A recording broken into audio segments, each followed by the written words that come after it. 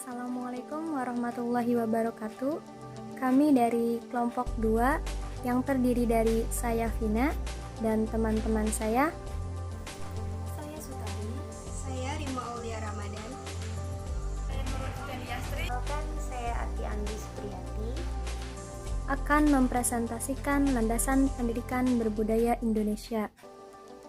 Deskripsi materi yang pertama yaitu pemahaman hakikat manusia, yang kedua pemahaman filsafat pendidikan Indonesia, yang ketiga pemahaman teori pendidikan Indonesia, dan yang terakhir macam-macam teori pendidikan. Yang pertama, pemahaman hakikat manusia. Pemahaman manusia menurut Mielaka adalah manusia makhluk yang berakal dan bernalar. Dengan akal dan nalarnya, manusia akan menemukan dan mengembangkan ilmu pengetahuan serta kemampuannya. Dan dengan adanya akal, manusia akan mampu berpikir. Salah satu ciri manusia yaitu memiliki rasa ingin tahu. Manusia akan selalu bertanya karena ia terdorong oleh rasa ingin tahu. Hasrat ingin tahu terpenuhi bila mana ia memperoleh pengetahuan yang selama ini dia pertanyakan. Sedangkan menurut buku pengantar pendidikan Tirta Raharja dan Sulo, hakikat manusia diartikan sebagai ciri-ciri karakteristik yang secara prinsip membedakan antara manusia dari hewan. Sudah jelas bahwa manusia dengan hewan itu sangat berbeda. Yang membedakan antara hewan dengan manusia yaitu manusia memiliki akal sedangkan hewan tidak. Wujud sifat hakikat manusia yang tidak dimiliki oleh hewan ditemukan oleh paham eksistensialisme, yaitu yang pertama, kemampuan menyadari diri, kedua, kemampuan bereksistensi, yang ketiga, pemilikan kata hati, hati nurani atau suara hati, yang keempat, moral dan etika, yang kelima, kemampuan bertanggung jawab, dan keenam, rasa kebebasan atau kemerdekaan, dan yang terakhir yaitu kemampuan menghayati kebahagiaan.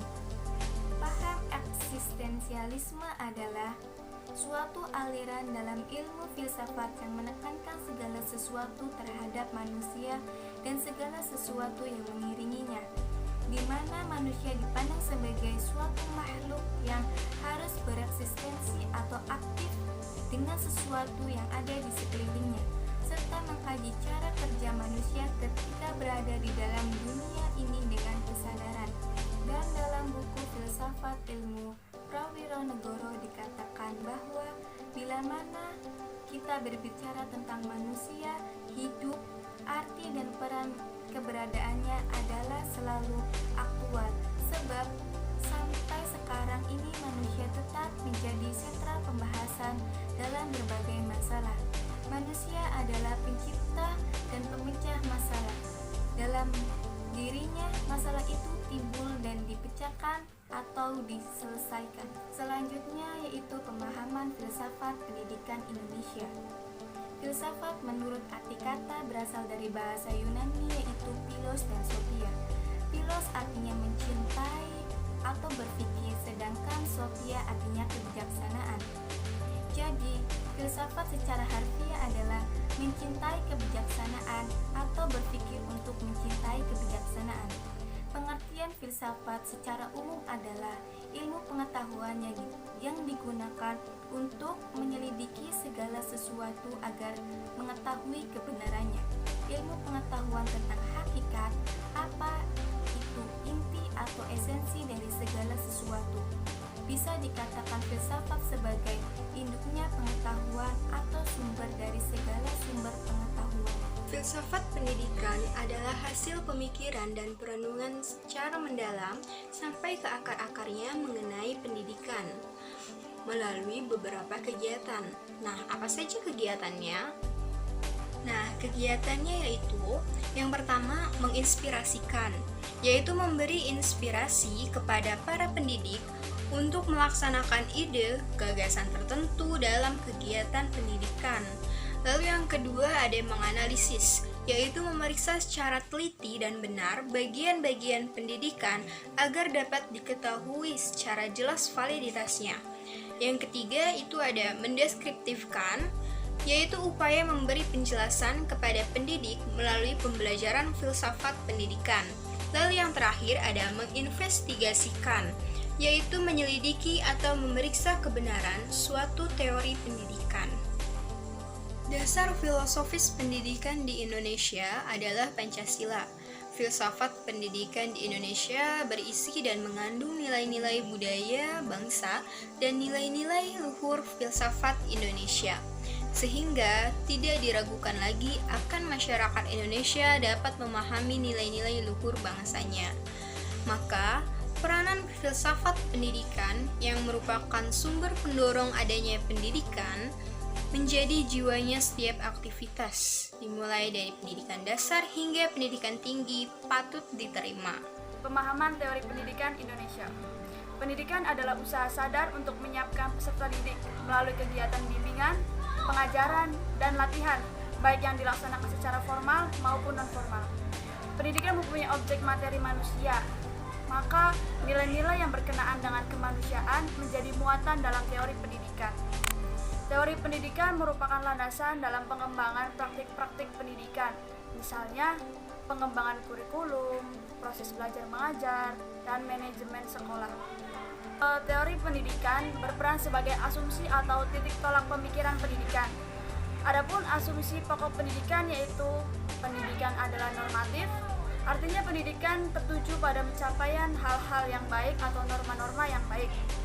Lalu, pendidikan selalu dapat dibedakan menjadi teori dan praktek.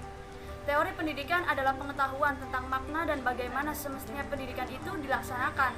Sedangkan praktek adalah tentang pelaksanaan pendidikan secara konkretnya. Teori dan praktek itu semestinya tidak dipisahkan. Siapa yang terjun di bidang pendidikan sebaiknya menguasai kedua hal tersebut.